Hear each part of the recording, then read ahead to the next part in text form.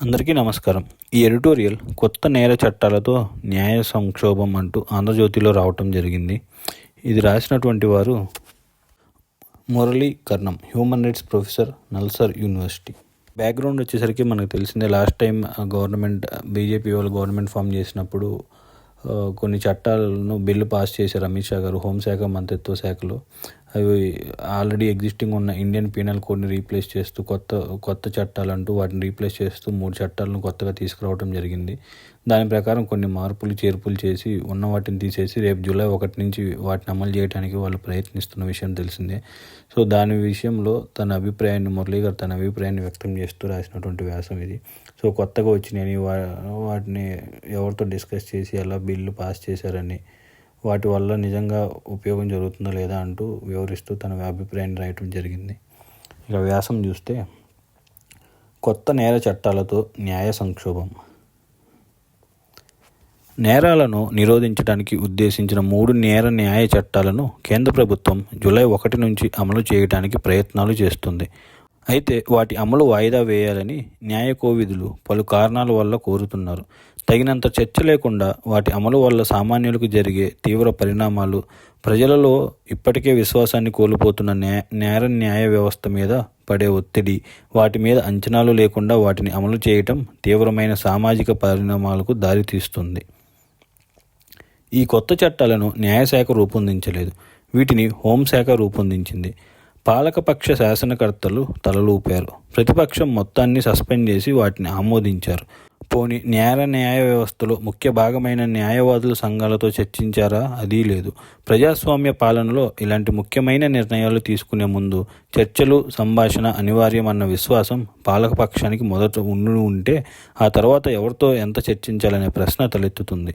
నోట్ల రద్దు నిర్ణయానికి ముందు ఎంత చర్చ జరిగిందో, ఆ తర్వాత ఏం జరిగిందో మనం చూసాం. జూలై 1 తర్వాత జరిగే నేరాలను నేర న్యాయ సంహిత కింద నమోదు చేసిన భారతీయ న్యాయ సురక్షిత సంహితను మాత్రం పాత నేరాల విచారణ కూడా వాడవచ్చు. ఏ అంశాలు నేరాలుగా పరిగణిస్తామో, వాటిని ఏ పద్ధతిలో విచారిస్తామో కూడా అంతే ముఖ్యం. నేర విచారణ పద్ధతి శిక్షగా రూపాంతరం చెందిన సమాజంలో ఇది మరింత ప్రధానమైన అంశం. ప్రస్తుతం విచారణలో ఉన్న చాలా నేరాలు వచ్చే 5 ఏళ్ల నుంచి 20 ఏళ్ల వరకు కొనసాగవచ్చు. కొత్త లేక పాత విచారణ పద్ధతి ప్రకారం పోలీసులు విచారణ చేశారనే వివాదాలు, కోర్టు కేసులు, కక్షిదారులు సహనాన్ని, నిందితుల స్వేచ్ఛను అన్యాయంగా పరీక్షించవచ్చు. కేసులు ఒక కొలిక్కి వచ్చే కాలం ఇప్పటికంటే మరింత పెరుగుతుంది. ప్రభుత్వం కొత్తగా తెచ్చిన చట్టాలు వలసపోకడలను అధిగమించాయనే ప్రభుత్వ వాదన రూపంలో, సారంలో చాలా వరకు నిజం కాదు. ఈ చట్టాలు ప్రస్తుతం ఉన్న చట్టాలకు 95% నకలు. నేర శిక్ష సంహిత కొత్తగా 20 రకాల నేరాలను సృష్టించింది. వాటి సృష్టి అవసరమా కాదా అనే చర్చ జరగలేదు. 33 నేరాలకు జైలు శిక్షలు పెంచింది. 23 నేరాలకు కనిష్ట శిక్షను ఖరారు చేసింది. అంటే న్యాయ వ్యవస్థకు ఈ శిక్షల విషయంలో ఉండే విచక్షణ అధికారాన్ని నేర శిక్ష సంహిత తొలగించింది. నేరాలను సామాజిక, ఆర్థిక మూలాలు ఉంటాయనే గుర్తింపు వల్ల న్యాయ వ్యవస్థలకు ఈ అధికారాలు ఇవ్వబడ్డాయి. ఈ చట్టం కొన్ని చిన్న నేరాలకు సమాజ సేవ లాంటి శిక్షలను ప్రతిపాదించినంత మాత్రాన దానికి కఠిన స్వభావం మరుగున పడిపోవు. ఇదంతా పాలనలో కఠినమైన నిర్ణయాలు అవసరం అనే పాలకపక్ష వైఖరికి అనుగుణంగా ఉంది. ప్రజలకు రాజ్యాంగంలోని 21వ అధికరణం జీవించే హక్కుకు, స్వేచ్ఛకు హామీ పడింది. వీటిని రక్షించడం న్యాయ వ్యవస్థ ముఖ్య కర్తవ్యం. అది రాజ్యాంగ స్ఫూర్తికి అనుగుణంగా తయారైన చట్టాల ద్వారా జరగాలి. ఆచరణలో న్యాయ చట్టాల అమలు రాజ్యాంగ స్ఫూర్తికి అనుగుణంగా ఉందా అనే కాపలాదారు పాత్రను న్యాయ వ్యవస్థ పోషించాలి. గత 50 ఏళ్లుగా అమలులో ఉన్న చట్టాలు ప్రభుత్వ దుర్వినియోగం చేయకుండా న్యాయ వ్యవస్థ సూత్రరీత్యా కొంతవరకు అడ్డుకుంది. చట్టాలకు పరిమితులు విధించిన కొంత స్పష్టత ఇచ్చింది. కానీ ఈ కొత్త చట్టాలు ఉద్దేశపూర్వకంగా అస్పష్టంగా రూపొందించబడ్డాయనేది ముఖ్యమైన ఆరోపణ.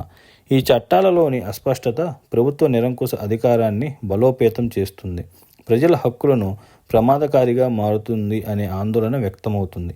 ఈ ఆందోళన నిరాధారం కాదు. పై అనుమానాలకు బలం చేకూర్చే విధంగా కొత్త చట్టాలు రూపొందించారు. ప్రభుత్వ అధికారుల మీద ఇప్పటికే న్యాయ వ్యవస్థ విధించిన పరిమితులను అధిగమించి అధికారులను చేజిక్కించుకోవటానికి జరిగిన ప్రయత్నం వాటిలో కనిపిస్తుంది. ఉదాహరణకు దేశద్రోహం అనే నేరం వలసవాదానికి గుర్తు అని ప్రకటించి దాని అమలు సుప్రీంకోర్టు నిలిపివేసింది. కానీ నేర న్యాయ సంహిత సెక్షన్ 150 ద్వారా మరింత ప్రమాదకర రూపంలో అది పునఃప్రత్యక్షమైంది. ఈసారి దేశ ఐక్యత, సమగ్రత అనే అమూర్త రూపం తీసుకుంది. ఇది సర్వోన్నత న్యాయస్థానం అభిప్రాయాన్ని నిరాకరించడమే. ఈ పేరు మీద ఏమి జరుగుతుందో ఊహించుకోవటం కష్టం కాదు. మరొక సామాన్య విషయంలో నేర సురక్ష సంహిత చేసిన మార్పు చూద్దాం. ఒక బాధితురాలి నుంచి ఫిర్యాదు రాగానే మొదట ప్రాథమిక నివేదిక తక్షణమే నమోదు చేయాలని లలిత కుమారి వర్సెస్ ఉత్తరప్రదేశ్ అనే తీర్పులో సుప్రీంకోర్టు నిర్దేశించింది. జరిగిన సంఘటనకు సంబంధించిన వాస్తవాలు కల్తీ లేకుండా, అతిశయోక్తులు లేకుండా నమోదు కావాలంటే ఎఫ్ఐఆర్ వెంటనే నమోదు కావాలనేది ఆ తీర్పు సారాంశం. వ్యాపార సంబంధమైన కొన్ని నేరాల విషయంలో మాత్రం ప్రాథమిక పరిశీలన తర్వాత మాత్రమే ఎఫ్ఐఆర్ నమోదు చేయాలని నిర్దేశించింది. ఈ తీర్పును పోలీసులు అన్ని రకాల కేసుల్లో దుర్వినియోగం చేస్తున్నారనేది వాస్తవం. అరుదుగా తప్ప పోలీస్ స్టేషన్లలో రోజులు తరబడి పంచాయతీలు చేసి ఉత్తర దక్షిణాల మీద ఆధారపడి ఎఫ్ఐఆర్ నమోదు చేయటం సగటు పౌరుడి అనుభవం. ఈ కొత్త చట్టం ఈ దుర్వినియోగానికి చట్టబద్ధత కల్పించింది. 7 ఏళ్ల వరకు శిక్ష పడే నేరాల అన్నింటిలో ప్రిలిమినరీ ఎంక్వైరీ తర్వాతే కేసులు నమోదు చేయాలని ఇది నిర్దేశిస్తుంది. ఇది పోలీసుల అధికారాన్ని దుర్వినియోగం చేయడానికి అవకాశం కల్పించటం. అరెస్టు చేసే అధికారం, అరెస్టు చేయడానికి కారణాలు ఉండటం వేరువేరనే స్పృహలనే ప్రస్తుత పోలీస్ వ్యవస్థలో అనుమానం మీద ఎవరైనా అరెస్ట్ చేసే అధికారం ఈ చట్టాలు ఇచ్చాయని ఆందోళన వ్యక్తం చేశారు. ఊపా కేసుల పేరు మీద ఇప్పటి వరకు ఎంతటి హక్కుల అణిచివేత జరిగిందో అందరికీ తెలుసు. కనీసం ఊపా చట్టంలో ఉన్నతాధికారుల అనుమతి లేకుండా ఎవరి మీద కేసులు నమోదు చేయడానికి లేదు అనే రక్షణ ఉంది. ఇది కఠినమైన చట్టం కాబట్టి హోం సెక్రటరీ లాంటి ఉన్నతాధికారులు వివేచన ఉపయోగించి అనుమతి ఇస్తారు. అట్లా అని ప్రభుత్వం చట్టం చేసినప్పుడు ఇచ్చిన సమర్థన. ఆచరణలో అదంతా నిజం కాదని చాలా కేసులు రుజువు చేశాయి. ఆచరణలో అది ఒక సాంకేతిక అనుమతిగా దిగజార్చి 10 ఏళ్ల పాటు చాలామందిని జైల్లో నిర్బంధిస్తే న్యాయ వ్యవస్థలు నింపాదిగా నిర్దోషులుగా ప్రకటించటం ఆనవాయితీగా అయింది. విచారణ క్రమమే నిందితులకు ప్రమాదకరంగా మారిన వైనం చూశాం.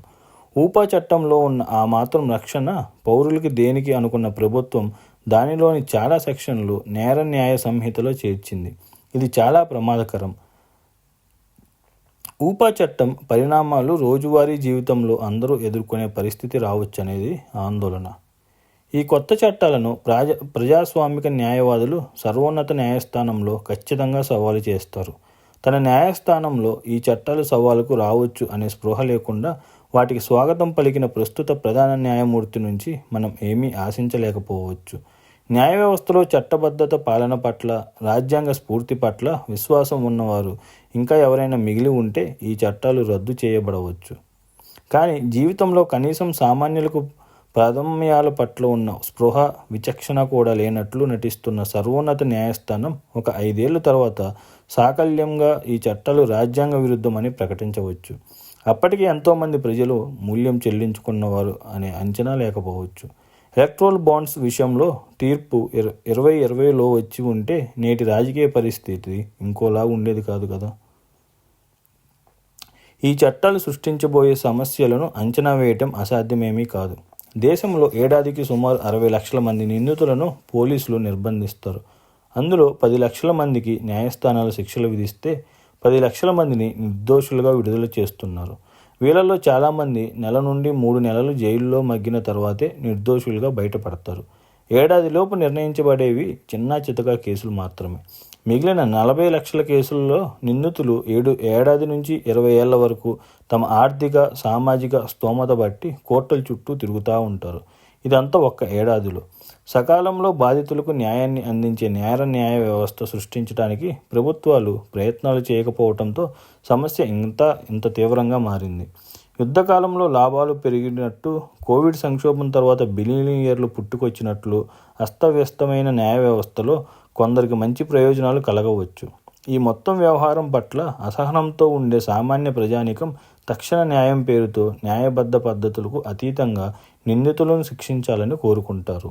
ఈ నేపథ్యంలో కొత్త నేర చట్టాలు అమలు చేయడానికి ప్రభుత్వం చేస్తున్న ప్రయత్నాలను, దానికి ఉన్న మద్దతును అర్థం చేసుకోవాలి. ఈ న్యాయ సంక్షోభాన్ని ఎదుర్కోవడానికి రాజ్యాంగం మీద విశ్వాసం ఉన్న వారందరూ నడుం బిగించాలి. ఇట్లు Murali Karnam, human rights professor, NALSAR university.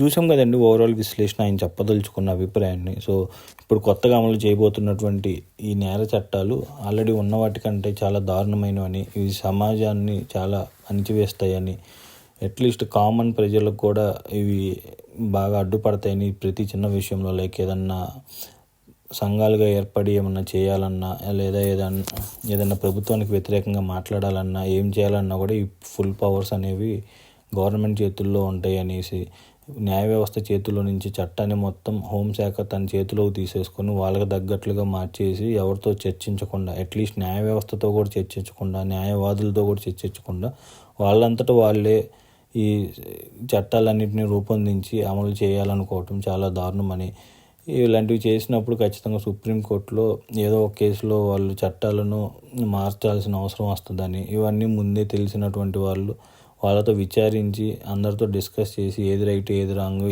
దేనికి కొత్తగా శిక్షలు వేయాలి, దేనికి వేయకూడదు, ఇవన్నీ ముందే ఆలోచించి ఈ చట్టాలు పాస్ చేస్తే మంచిగా ఉండేదని. అలా చేయకపోవటం వల్ల ఇది ఈ సమాజం మీద చాలా తీవ్ర పరిణామాలు చూపిస్తుందని తన అభిప్రాయాన్ని వ్యక్తం చేస్తూ రాశారు.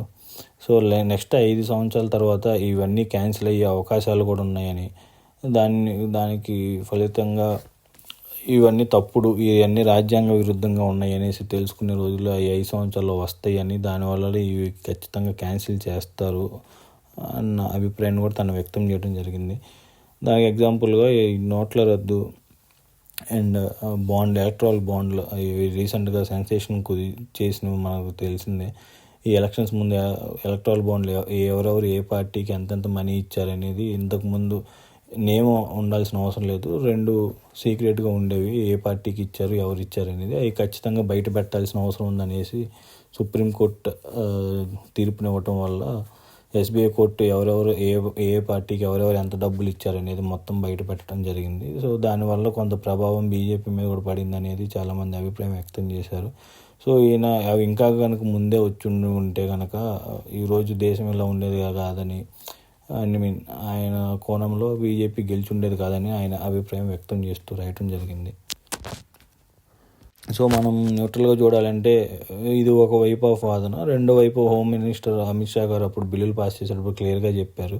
సో ఈ చట్టాలు ఇప్పటికీ చాలామంది చాలాసార్లు తప్పు చేసిన వాళ్ళు తప్పించుకుంటున్నారు, లేదా కేసు ఫైల్ అయిన వెంటనే ఎఫ్ఐఆర్ నమోదు చేసి వాళ్ళకి ఇష్టం వచ్చినట్టు రాసి తప్పు లేకపోయినా కూడా వాళ్ళని శిక్షిస్తున్నారనేసి, అలాంటివి ఏమీ జరగకుండా ప్రిలిమినరీ యాక్షన్ అవన్నీ చెక్ చేశాక ఎఫ్ఐఆర్ రాయాలనేసి అట్లా కొన్ని మార్పులు చేసినట్లు మనం అప్పుడు చాలా మీడియాలో చూసాము. ఇక్కడ సంభాషణ చేసినట్లు కూడా 20 లక్షల మందిలో 10 లక్షల మంది కరెక్ట్, 10 లక్షల మంది తప్పు వాళ్ళని పట్టుకున్నారు, వాళ్ళని విడుదల చేస్తున్నారు ఒక 1 year లోపే. అంటే ఆల్మోస్ట్ 50% తప్పు చేయని వాళ్ళని పట్టుకుంటున్నారంటే దెర్ ఈజ్ నో పాయింట్. అంటే ఉన్న న్యాయ చట్టాలు కరెక్టా కాదనేది వాళ్ళు కూడా ఆలోచించాల్సిన అవసరం ఉంది. బట్ కొత్తవి కరెక్టా అంటే అది వేరు. బట్ ఉన్నవి అయితే తప్పు అని తెలిసినప్పుడు కొత్త మార్పులు చేయడంలో తప్పు లేదు. మార్పులు చేస్తారు, చూస్తారు. ఇన్ కేసు అవి వర్క్ అవ్వకపోతే తర్వాత 5 yearsలో తను చెప్పినట్టు అవి క్యాన్సిల్ అవ్వచ్చు, లేదా ఉన్న వాటికే మార్పులు చేయవచ్చు. లైక్ SC ST కేస్ అది కావచ్చు, అది ఎంత మిస్యూజ్ అవుతుందో దేశవ్యాప్తంగా అందరికీ తెలిసిందే. సో వాళ్ళే SC STగా ఉన్న వాళ్ళే వచ్చి గొడవలు చేయటం, వాళ్ళే కేసులు పెట్టడం, అది నాన్ బెయిలబుల్ కేసు అవ్వటం, కావాలని ప్రతీకారానికి వెళ్తున్నారనేసి ఇట్లాంటివి చాలా ఉన్నాయి న్యాయ వ్యవస్థలో. సో వాటన్నిటిని తీసేస్తూ కొన్ని రాస్తున్నాం అనేసి హోంమంత్రి గారు అప్పుడు విశ్లేషణలో చెప్పడం జరిగింది. బట్ ఇది ఎలా ముందుకెళ్తుంది, రేపు July 1st నుంచి ఇవి అమల్లోకి వస్తాయి కాబట్టి ఎలా వెళ్తుంది, ఏం జరుగుతుంది అనేది ముందు చూద్దాం. ధన్యవాదాలు.